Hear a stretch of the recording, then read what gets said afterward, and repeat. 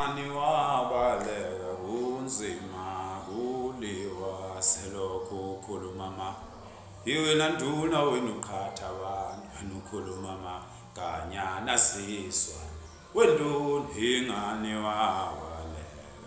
ingane waba awukunzima kuliwa selokhu ukhuluma maganya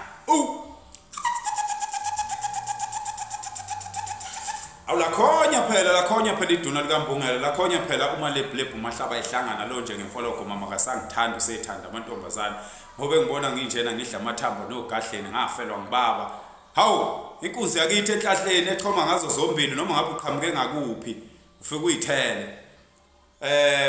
nina intombi nonke nina intombi la TikTok epage lami manje ngahlehla nama video nizothola ukuthi ngathi mina amantombazana ngiwadingi la epage lami ngangisho ngomoya omuhle ngisho ngoba ezinye izingane zamantombazana ayihloniphi ngisho emakubo manje thina ngokwenhlonipho esinayo yomuntu wesifazane nangothando esinalo singaba yini nje ngaphandle kwenu singaba yini njengoba sizalwa abafazi ababamba imizi bese sizodelela nina kodwa manje ngenxa ukuthi abanye benu ababahloniphi ngisho abazali babo abanye benu nje ababazi ukuthi bayini abazali babo abanye benu banezibindi zokuzala izingane bengethuki ngisho ukwethuka bezale beyishiye kubazali babo beqhubeke nokuyocinga ezinye manje ngangibalekela lokho ke bafethu ukuthi singagcini sinani la sithi sikhuluma ubunsizwa bese kuba nkosiyami bese kuba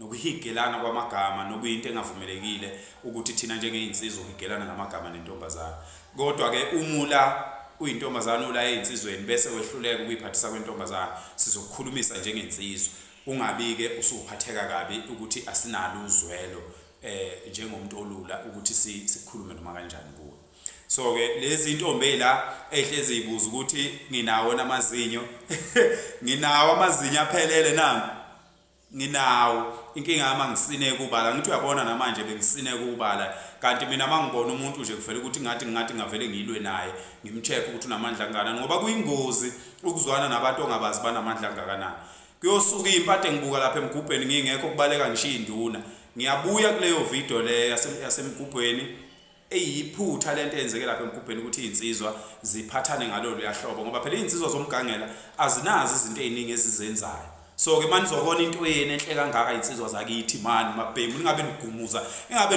ubunsizwa kuphela na okay ngizoshaya nje ngamafishane bafowethu insizwa zakithi sibuyisela ubunsizwa endaweni yabo sizolokhu sizile kancane kuzolunga okunye yonke ke lembuzo abantu abayicela ukuthi sihlaziye sizohlaziya ngiyanifungela nginibhalela phansi ngikulungele ngisho ukungena kwi-national television ngiyophikisana nomuntu ngendaba yabantu besilisa ngendaba yezinsizwa ngimfundisa ukuthi kahle hle thina singobani hayi le ndlela esiphathwa ngayo hayi le ndlela okuphathwa ngayo izinsizwa bafethu ayikho right eSouth Africa indlela okuphethwe ngayo abantu besilisa ayikho right bosisi bami niswela amadoda nje ilento eyenziwa kubantu besilisa yenziwa ngamalungelo ngakho nani sicela ukwesekwa yini yayivela imizimiswa ngobabekazi amadlozi emakhaya ethethwa ngoanti ngisho sebeganile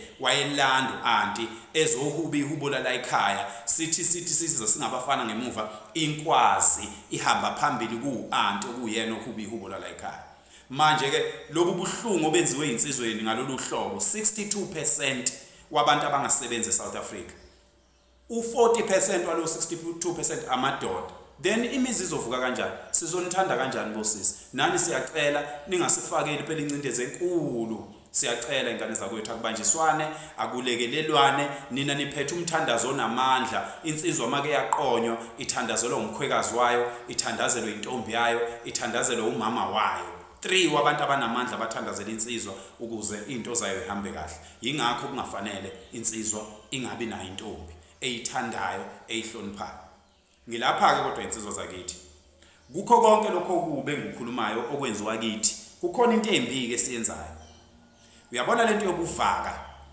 nokuba izincethe sizinsizwa ube incethe uyinsizwa abantu mabekukhonzile abakukhonza iqiniso umuntu okukhonzile makabheda mlungise yena lo nokukhonzile ukuze ezokwazi ukuthi umuntu kanjani ngendlela enenhlonipho, hayi ngokuxabana, umqondise nje ngendlela ekahle. Ngilapha ke bafowethu, niyabona lensizwa ukuthiwa unsika bosisi, ngicela ufuna ukungi-engage noma ngabe inyanga, noma ngabe umfundisi, noma ngabe umthandazi, noma ngabe umthakathi. Ngiyocela mina lezi zinto zo live lokhu ngaba khona ngizenzi ngoba kubuye kungawenza umqondo, kodwa ke bakhona abacela ukuthi angenze lokho bafowethu. Ngizonihlonipha ke, ngicele laba bakwazi ukwenza ukuthi kube kuhle, ngoba ngiyezwa nabanye bakhala ngefoni yami ukuthi hey futhi uyabona abafazi bami mina nezingane zami bangifonela kule phone. Yes, iyasebenza le phone. Hey futhi niyangedelela webantu balapha. So ke le phone angikwazi mina ukwenza lezi zinto zokushintsha amafoni ukuthi enze umuntu abe muhle, umuntu abe njani njani. Mina mangishutha kumnyama ngiba mnyama, ngikhuluma into emfuna ukuyikhuluma. Mangishutha kukhanya njengoba kukhanya namhlanje ngishutha kunjani. So ke anginazi isikhathi bafethu sokuyongena kuma settings. Angifundelanga i-IT mina. Angikwazi mina empilweni yami into engayifundelanga angihlangani nayo. Angifuni ngisho ukusondela kuyona unless leyo nto kukhona into engifuna ukuyenza ngayiye phambili.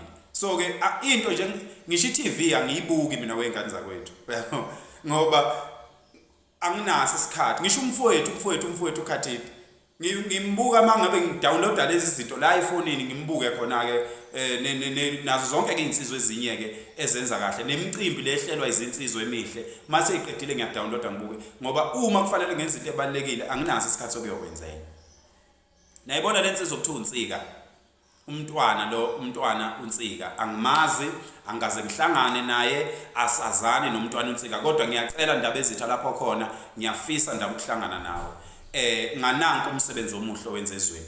Siyoyenza ivideo, ngifuna ukuyenza ivideo ndaba ezitha nginawe lapho siyobe sihlangene khona endaweni eyobe ubona ukuthi iphephile kuwena, ngoba sesiyezwa ukuthi khona abantu abafuna ukwenza izinto ezimbi kuwe. Okuyinto ebuhlungu ukuthi abantu abasizayo yibo abafuna ukwenza izinto ezibhlungu kuwe. Nami ngesonto eliphelile ngathi ngitakule enye insizwa isenkingeni, eyayizoba senkingeni engeke ichazeke, engingazi noma leyo nkinga iphelile yini ngenxa lezi inhlambo okuthukwana ngazo la, kodwa ngayithola ngithola inhlambo. Mina ke ngenhlanhla hayi akukho nje ungakusho ngomlomo okungiphazamisayo.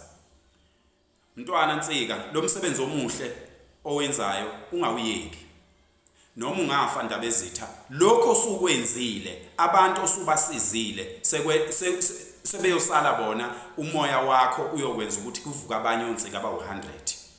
Ngibizwe izinsizwa ke nsika kwathiwa kucelekala ukuthi ngikusupport. So ke mntwana, ngisho lokho ukuthi ngicela ukukusupporta, ngicela ukusho ukuthi lo msebenzi owenzayo muhle, empeleni ngicelwe ngabantu abadala abanendaba nabantu, hayi laba abangenandaba nabantu, ngoba ezinye zalezi inyanga zikuma co-ops lemsebenza ndawonye, inkampani lezi ezihlanganisa abantu bebe baningi babe inkampani eyodwa bese bethola uxhaso kuhulumeni. Ezinye zazo zikuma co-op ahlanganisa nabantu abakuhulumeni abajabulela ukuthi insizwa kayisebenzi. So wena mawuxwayisa abantu usutshelwe indaba zokufa nayo yonke lento, awuthi ngiqale ngitshele nina amantombazana, ngiqale ngitshele nina bodadewethu ngaphambi kokuthi ngitshele insizwa. Niyabona bosisi bami njengoba nichithekelwa izisu kangaka, njengoba nje nichithekelwa izisu kangaka, ilezi inyanga ezingezona inyanga ezifuye inyoka, eziphila ngezingane. Insizwa ifuna ukuba nezingane, ayikwazi ukuba nezingane insizwa. Intombi ziya kule micimbi ehlelwa abafowethu, benza into enhle yokuhlanganisa insizwa nezintombi entweni yethu yesintu eseyikhuphuke yabaphezulu, esidlula yonke into ekhona ezweni. Ngisho ngoba nibona namanje sekukhona abantu abano 43, 45, 50 abaqala ukubhinqa manje imvunulo ngoba bebona ukuthi amandla abantu akulezi insizwa ezihlela imicimbi manje. Bese ke nina abafowethu enifuna ukuzenzela imali, eniphila ngamagazi ezingane zezinsizwa, nihambe niyongena phakathi kwenu. Ziqapheleni lezi nyanga ukuthi uma kuyimicimbi zifuna ukuzongena phakathi kwenu, zizovuthuza imithi ephuphumisa izisu emantombazaneni. Awukho umuthi osebenzayo la eSouth Africa, lapha kwaZulu awukho umuthi osebenzayo ongaphezulu ka 1000. Into engaphezulu ka 1000 inkomo ekhishwa uma umuntu eqinisela izingane ekuqinisela igceke bese ukhipha inkomo. Lokho kunye abanye bathi ukubethela vele.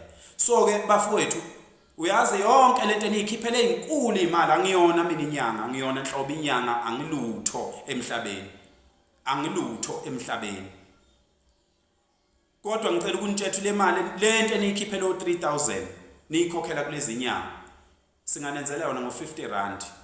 Ngo50 rand. Kwesinye isikhathi ngeke sikwenzele ngisho nango50 rand sokulayela sokufonela uzofona sikutshela ukuthi hamba lapha komama ufika ufuna abantu abadayisa imithi abangabesilisa ufika ufuna into ukuthi nokuthi hayi imithi into ukuthi nokuthi uhambe uyolungisa izinto zakho ngoba ezinye zezinto niyisebenzela umuthi nizama ukukhava izinto amaphutha eniwenzayo engabe niyawayeka. Awukho umuntu osebenzela ngisho zona lezi nyanga zihumba kuphi umuthi ngoba lapha ezindaweni zamakhosi umuthi uyakhonzelwa mawumba. Inkosi kunika isibusiso uyitshela ukuthi uyoxebula umuthi othile bese inkosi kubusisa uhambe lowo muthi. Hayibo insizwa zakithi miyekeni unsika yekani ukuganga ngabantu tshelana abantu iqiniso. Lezi izingane lezi inyoka zenu ziphila ngeizingane zezinsizwa. Insizwa isiphuphumelwe isisu, intombi yayisiphuphumelwe isisu kathathu njalo intombi make yaye emcimbini noma yaye emshadweni la khona inyanga kuzophela inyanga embili intombi iphuphumelelwe isisu. Nani ke intombi ake nihloniphe amasokeni mayilithi isoka lakho ungayi lapho musukuya lapho ngoba laba bantu njengoba nibabona mabe phakathi kwabantu abahlali phansi lezi nyanga ziyayaluza zehle zenyuka iyaluza zihambe izichela lezi zinto zazo ukuthi lezi nyoka zivuke elokhuzeni kubantu besifazane. Intombi ziphuphumalelwa izisu zingazanga lutho zingenzanga lutho umuntu ejabule wajabula umuntu siphuphume isisu ilezi inyanga lezi. So umntwana unsika lento ayenzayo right imbi ukuthi umntwana unsika ahlaselwe kangaka. Bafowethu umntwana unsika ahlaselwe kangaka ekubene ekhuluma iqiniso esilibonayo esinikeza ubufakazi bokuthi nakho ngempela umuntu ugangwe ngayo. Wake ubonaphi umuthi ka60,000 uphumaphi lowo muthi imuni loyo. Laba abantu ningeni babone behleli nemndeni yabo. Mina njengoba nje nike ningibone ngihleli nezingane zami ngihleli nomakoti noma ke ngingajwayele ukunikhombisa kodwa abangaziyo bayakwazi lokho mabefika ekhaya bayakubona. Kuphi lapha abahlala khona nobofowabo niyazi laba abantu thiningi labo bahamba bayomba abantu bakube emathuneni bathwele ngabantu bakubo baphinde behambe beyobamba emathuneni bebabeke endlini badla abantu bakubo sebabaqedile abantu bakubo manje. Yingakho ubabona bethanda umuntu osanganayo bethanda ukumnikeza imali. Nani ke bafowethu enihambe niyisanganisa la ezweni nize naziwe ngokuthi niyasangana. Into embi leyo ukuthi uyindoda izwe lonke lithi nje uyasangana into nje embi kabi leyo. Lezi imali enikhokhelwa ngazo ilezi imali ezibekwa lapha kulamathambo abantu, lezi imali ezibekwa lapha ezinyokeni, ilezi imali ezibekwa lapha emathuneni, ilezi imali ezichelwa ngamanzi acelwa lapha kulezi indawo lezo okugezwa kuzo abantu mabephangalela. Imindeni incwaba abantu insila zabo ingasekho. Abantu bathi bageza abantu emakhaya bageza abantu into engekho ngoba kade ithathiwe insila yomuntu ithathwa yizo lezi nyanga. Begeze le mali bese bezokupha yona. Ukhona umuntu ongapha umuntu 15,000 rand amphela ukuthi akahamba yodelela abantu. Nibona ukuthi nina kuyimpilo lokho madoda. Why ningavele nivuma ukuhlupheka njengathi ngoba thina siyayihluphekela thina sisebenzi siyihlalele emakhaya siyilusela imbuzi zakithi sinabafazi sizala izingane ezinhle ezifana nathi ongeke udle uyibona ngisho uhlangana naye edolobheni yami ingane kucale imbi njengaye lo mbhemi isikhwaka futhi ukubona ngisho phamba lento ukuthi vele sekunenkano ready kumanje angazi ukuthi kuyothi kuba na20 kuyobe kunjani. Uyabo banikhokhela ngeimali zokuthi abaniyodelela abantu banikhokhela ngeimali engcolile. Yizo lezi imali ezinenza nithi noma nivelele kangakanani kodwa nibe lula kubantu. Bafowethu insizwa zakithi hayi insizwa zonke South Africa ake ibuye sizobhema ugwayi. Ake nisondele sizobhema ugwayi babhema. Sinikhiphe kulezi inkinga sinikhiphe nakubo lobudlelwane nalezi intombi ezinganazi nokuthi ni yini. Ibhlungu kabi indaba yokusebenza ungahlonishwa umuntu omsebenzelayo. Ibhlungu kabi indaba yokukhipha imali o3000 ukhiphela izinwele ungenayo ngisho imbuzi ekhaya. Insizwa ikhokhela imoto la sizonisiza bafowethu thina sinolwazi. Kuyingozi kabi ukuthatha umuntu kancane ungamazi ukuthi umuntu uyini nokuthi wazini. Ontanga yethu la eSouth Africa mina abancane kabi abanolwazi enginalo. ngempilo nje yomuntu ushiya imali eceleni ngoba yiyo le yenza insizwa yahamba idunusa la. Yiyo lena ihamba insizwa ihamba idunisela amanye amadoda la ngoba nijahe kakhulu imali kanti imali iyofika ngesikhathi esiright. Into ebalekile impilo, uphile la emqondweni, uphile enyameni, uphile emoyeni, uzale izingane zakini. Uma ungathandi ukuyizala ayikho into esingayenza, kodwa iqiniso lithi lezi imali enikhokhelwa ngazo nonke nalabo abathuka inhlamba nje, abathuka inhlamba impela umuntu azayishaya isifuba ethuka inhlamba, siyazi thina ukuthi bayaxhumana nabantu abangcolile bebakhokhele ngeimali ezingcolile. Niyabona izingane zakwethu uma wenza amaphutha empilweni, ngicela ukuneluleka manje. Ngatshelwa indoda endala mina eshone ngo2007. Uyabona uma wenza amaphutha uNkulunkulu kuyenzeka uNkulunkulu mangabe ethi uyakubonisa izinto ungaboni. Kube khona abantu abafana nathi ichaka. Uyabo? Ichaka iphethe nje ubunsizwa ongeke usixoshe ngisho sothanda ungaze usithengele abantu. Wena nje qobo siqu sakho ngeke wenze lutho. Wathi umkhulu uZulumenyanyeni walapha kwamyeni eMphelankani kwabheka abayeni. Bayamazi bakhona onto yami bayaphila, bakhona umzaba aminqwaba kwamyeni bakhona. Wathi uma ungamlalela uNkulunkulu ulalela uSathane, uNkulunkulu umeceleni akulinde uzuphelelwe ngamandla.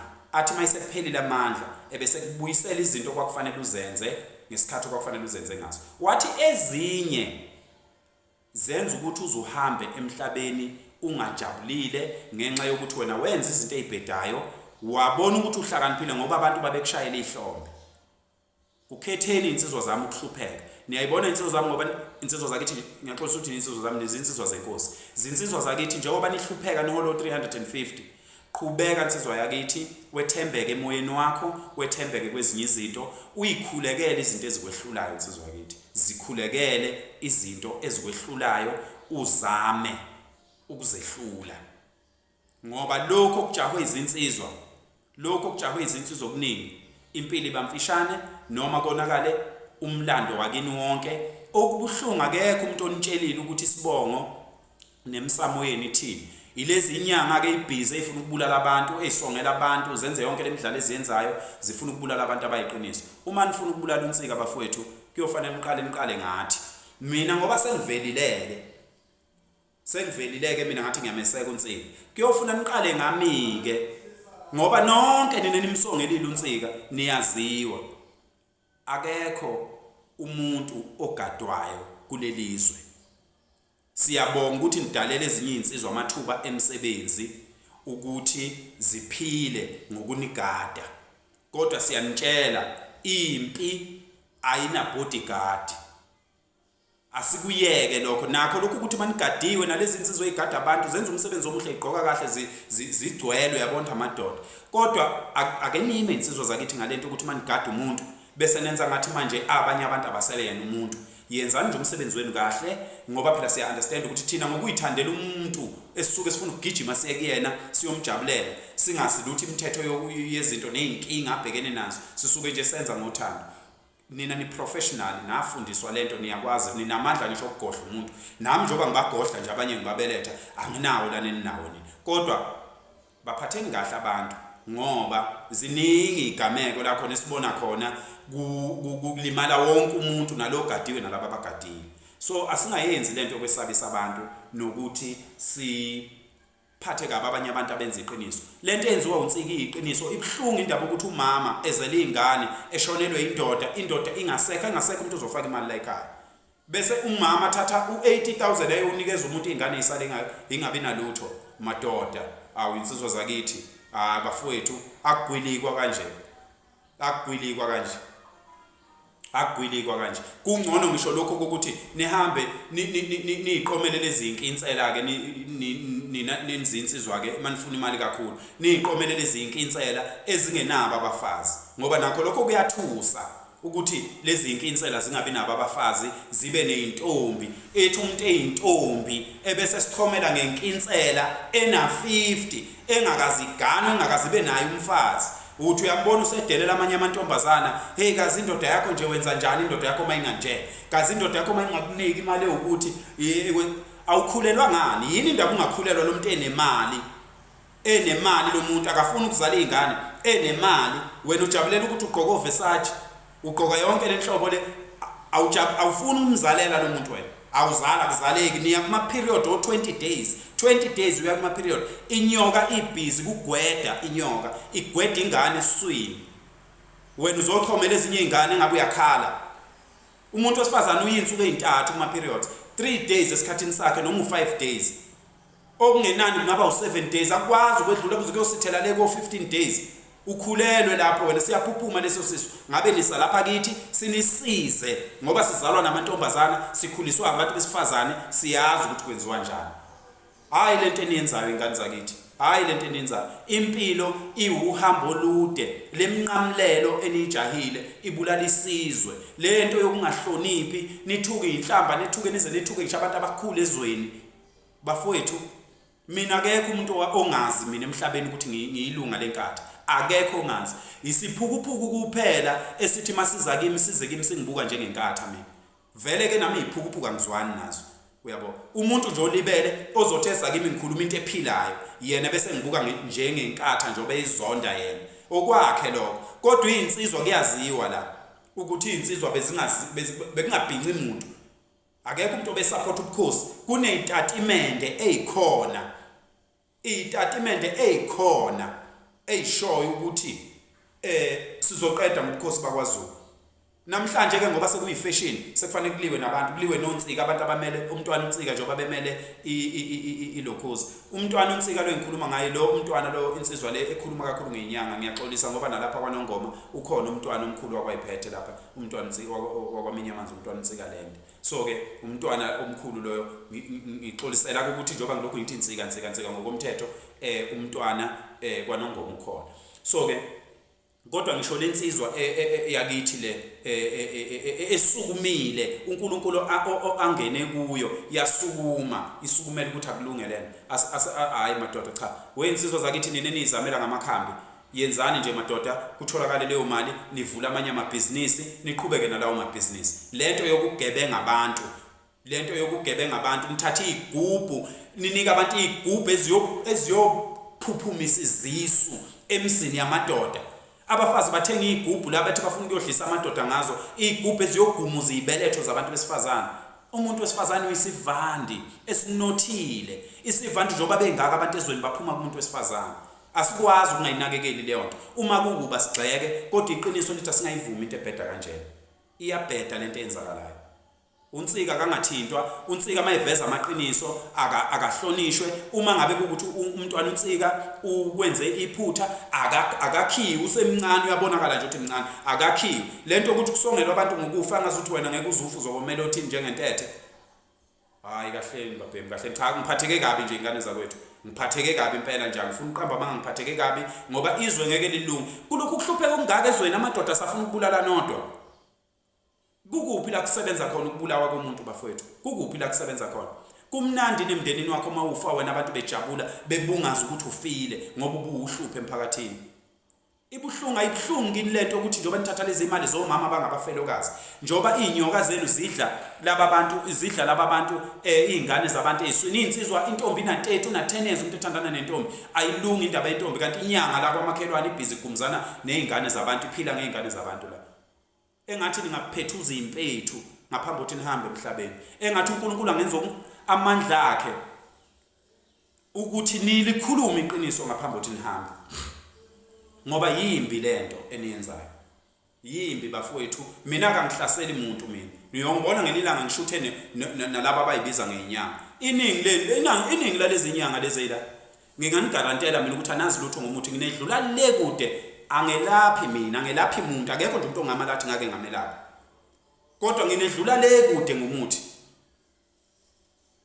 ngoba indoda nendoda isebenzisa into eyiphilisayo kuleyo ndawo uma ngabe kukhona ke okufanele imsize ziyazi insizwa enhlala nazo eyakithi insizwa ilashwa eviyeni ayikho insizwa yakithi ehamba enyangeni ithi yolashwa kwelakithi iviyo akwenzeki ngoba vele ukulapha lokhu kwazi amakhambi kwakuyisikhona ukuthi kudayise akudayisi kwakuwukuthi amadoda mayihleli la lento exoxa bafowethu exoxa ngane zakwethu ebisi indoda ibika usizi lwayo yayingahleki indoda ibika usizi lwayo indoda ebese indoda itshele amadoda eseyasha awu baba hey babhemu ngithe ngithi ngiyalokhuza laphana ngithi ngiyadlala lapha emahlangeni ngase ngigaxela ngahlatshwa ngameva bese insizwa ziyitshela insizwa ukuthi ayihlanganise nakho nanakho nanakho. Iyona la ngifunda ngalo ke lelo siyotshela ngisho izingane zayo ukuthi uma uke waphathwa ukuthi fanele wenze ukuthi. Iphinde ibuye ngelinye ilanga afihla amadoda angakuvezi ukuthi kukhona isimo esingesihle kwenye insizwa la. Zidungule insizwa sese ziyibona ukuthi hayi iyasinda bese kujatshulwa ke bese kuqhutshekwa nempilo.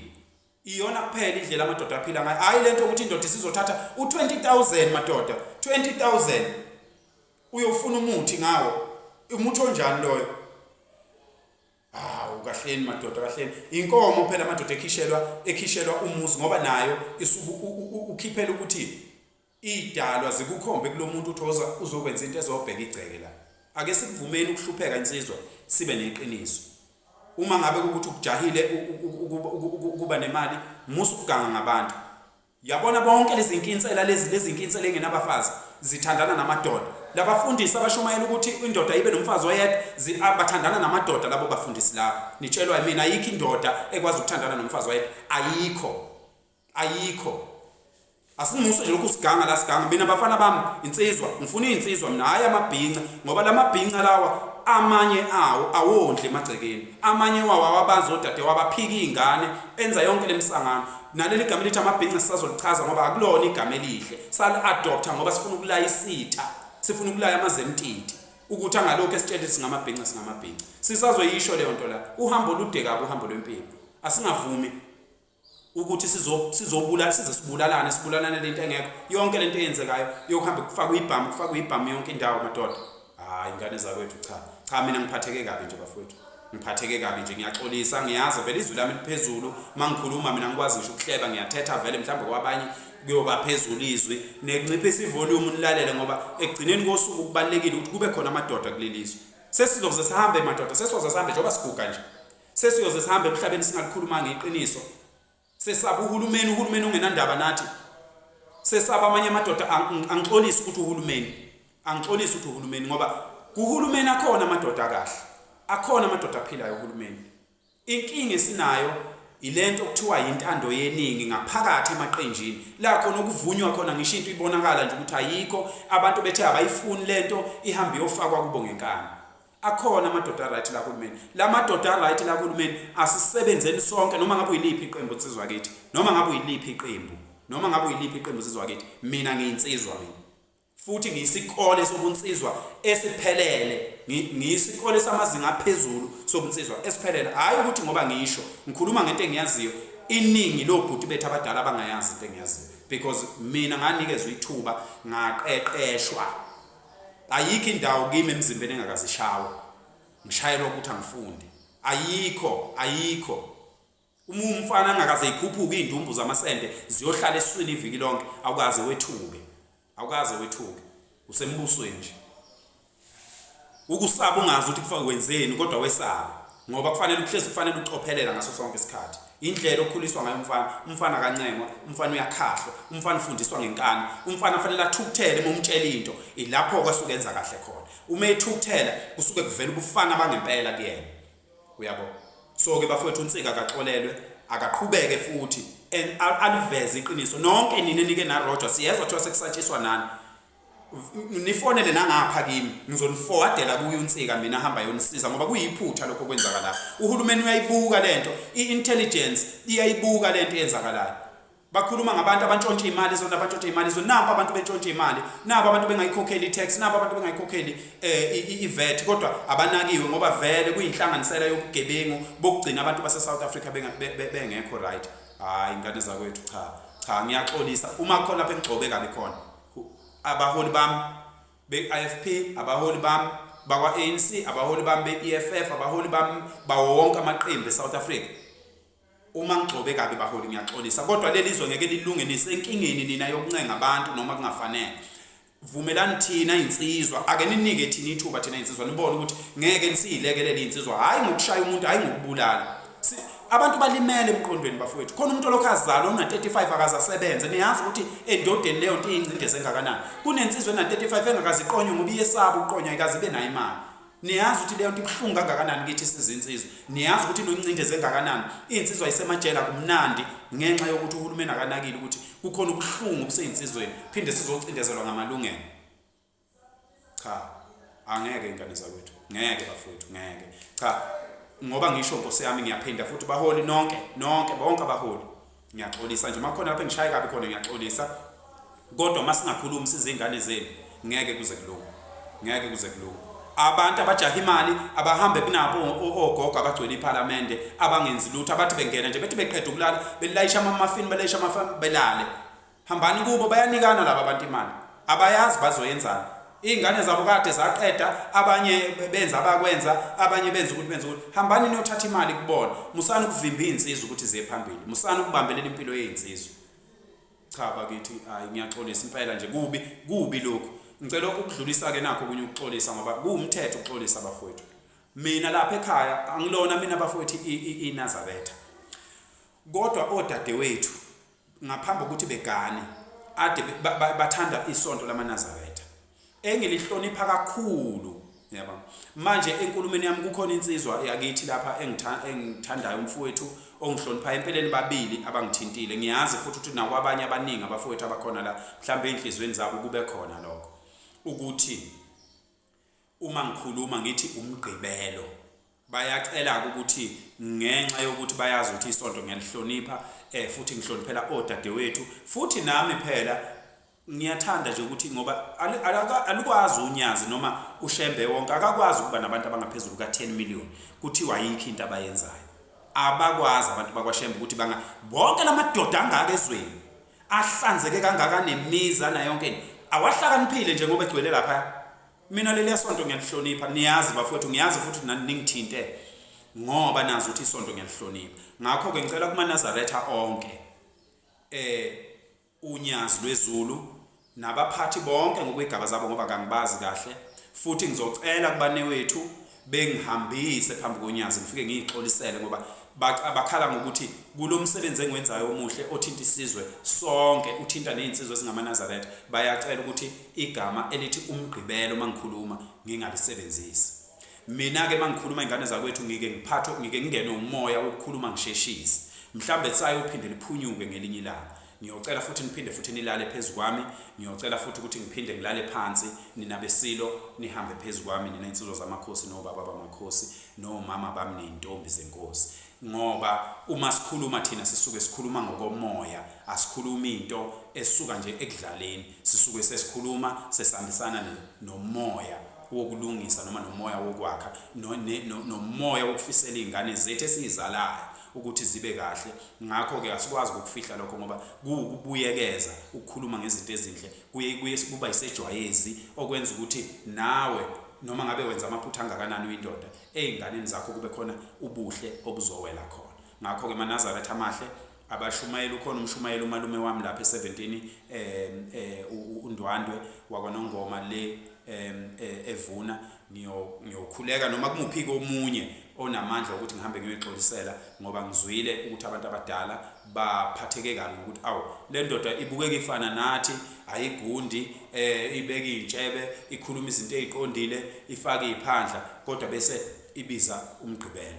Cha, isonto nje ngiyalithanda, leli sonto ngiyalithanda, izayoni ngiyayithanda, umuntu owenza into enhle nje empilweni ngiyamthanda, noma ngabe usonto akuphi ngiyakuthanda, kodwa akakithi kwandabandaba odadewethu bakhetha ukuhlonipha leli sonto. So ke ngiyabahloniphela ke isabatha ngiyalihlonipha, ngesabatha ngiyahlonipha, ngezinye izinsuku kuphunyuke phela ngoba mina angikho khona ngithi. Yabo. So kodwa ke nami ngiyakhona phela ngoba uma abantu abaningi kangaka njengoba ngisho bekwazi ukubona ubuhle lapha, kusho ukuthi bukhona ubuhle obulapha. Futhi abantu abamnyama bame ukuhlasela into yomuntu omnyama. Ake bama abantu manje South Africa zinsizwa.